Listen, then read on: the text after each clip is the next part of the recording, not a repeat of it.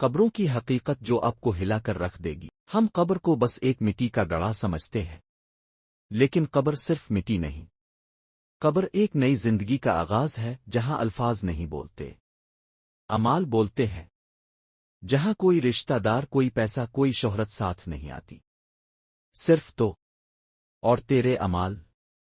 رسول اللہ نے فرمایا، قبر یا تو جنت کا باغ ہے یا جہنم کا گڑھا۔ ترمذی۔ جیسے ہی دفنایا جاتا ہے، قبر کا سینہ بند ہوتے ہی انسان کی روح آسمان سے واپس لا کر دوبارہ جسم میں داخل کی جاتی ہے۔ پھر منکر و نکیر آتے ہیں، نہایت خوفناک نیلی آنکھوں والے، کالے چہرے والے فرشتے، جن کی آواز بادلوں کی گرج جیسی اور نظر آسمان کی بجلی جیسی ہوتی ہے۔ وہ سوال کرتے ہیں، ایک، تیرا رب کون ہے؟ دو، تیرا دین کیا ہے؟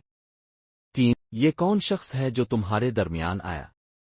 اگر جواب نہ دے سکا تو فرشتے لوہے کے بڑے ہتھوڑے سے اتنا زوردار ضرب مارتے ہیں کہ قبر کی مٹی چیخ اٹھتی ہے، اور پھر اسے سانپ اور بچھوہے کے سپرد کر دیا جاتا ہے۔ ابو دیود مستدرک حاکم۔ کیا اب جانتے ہیں؟ قبر روزانہ انسان سے بات کرتی ہے، میں تنہائی کا گھر ہوں، میں مٹی کا گھر ہوں، میں کیڑوں کا گھر ہوں۔ قبر میں نافرمان کے جسم پر 99 اژدہے چھوڑے جاتے ہیں، جن میں سے ہر ایک کے 9 سروں سے روزانہ 300 بار ڈسا جاتا ہے۔ ترمذی۔ ضعیف روایت مگر عبرت آموز۔ اس کا کفن سیاہ، چہرہ سیاہ، بدبو ایسی کہ قبریں بھی کراہنے لگتی ہیں۔ قبر اتنی تنگ ہو جاتی ہے کہ اس کی پسلیاں ایک دوسرے میں گائے سے جاتی ہیں۔ مسند احمد۔ ایسے بھی گناہگار ہوں گے کہ قبر میں آگ کے انگارے بچھا دیے جائیں گے، اور لباس بھی آگ کا ہوگا۔ ابو نعیم۔ حدیث ضعیف مگر مفہوم طور پر کئی احادیث سے مشابہ، لیکن نیک لوگوں کے لیے قبر روشن ہو جاتی ہے۔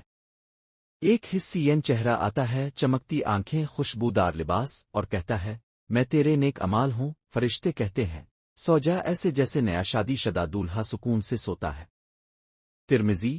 قبر کشادہ ہو جاتی ہے، جتنی نظر جائے اتنی جگہ، اور جنت کی کھڑکی کھل جاتی ہے۔ حضرت عثمان قبر کے پاس اتنا روتے کہ داڑھی تر ہو جاتی۔ پوچھا گیا، جہنم کے ذکر پر اتنا نہیں روتے؟ فرمایا، قبر آخرت کی پہلی منزل ہے، اگر یہ آسان ہو گئی تو سب آسان، اور اگر یہ سخت ہو گئی تو باقی سب اس سے زیادہ سخت۔ بعض لوگوں کی قبر میں چیخ و پکار اہل زمین سن نہیں سکتے، لیکن تمام جانور سن لیتے ہیں۔ بخاری۔ جو جھوٹ بولتا تھا، اس کے موہے کو لوہے کے کانٹے سے چیرا جاتا ہے، کان سے کان تک۔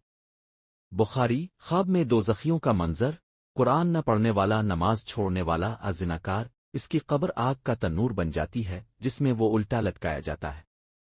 ہمیں کیا کرنا چاہیے؟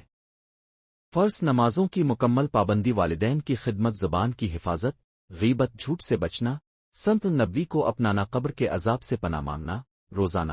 قبر خاموش ہے، مگر اس کے اندر جو ہوتا ہے وہ روح کو جھنجھوڑ دیتا ہے۔ ابھی وقت ہے۔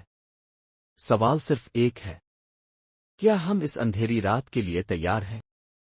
Every reminder could be your means of sadaqah. Subscribe my channel, Effulgence with Islam.